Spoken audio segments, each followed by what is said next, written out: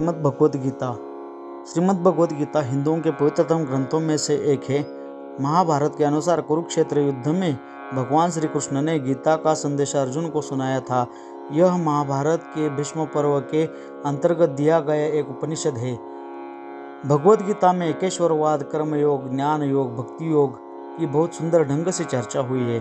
श्रीमद् भगवद गीता की पृष्ठभूमि महाभारत का युद्ध है। जिस प्रकार एक सामान्य मनुष्य अपने जीवन की समस्या में उलझकर किंग कर्तव्य विमूढ़ हो जाता है और जीवन की समस्याओं से लड़ने की बजाय उससे भागने का मन बना लेता है, उसी प्रकार अर्जुन को महाभारत के महानायक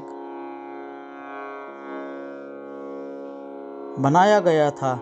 अपने सामने वाले समस्याओं से भी भयभीत होकर जीवन और क्षत्रिय धर्म से अर्जुन निराश हो गए थे। अर्जुन की तरह हम भी सभी कभी न कभी अनिश्चय स्थिति में या हताश हो जाते हैं और फिर अपनी समस्या से विचलित होकर भाग खड़े होते हैं। इसलिए भगवान श्री कृष्ण ने जन सामान्य मनुष्यों के लिए कर्तव्यनिष्ठ मार्ग को इंगित करने के लिए इस महाज्ञान को गीता के माध्यम से प्रस्तुत किया है। यह ग्रंथ 18 अध्यायों में स्थित है। हमें अपने जीवन को सुखकर बनाने के लिए भगवद गीता का पाठ अध्ययन जरूर करना चाहिए।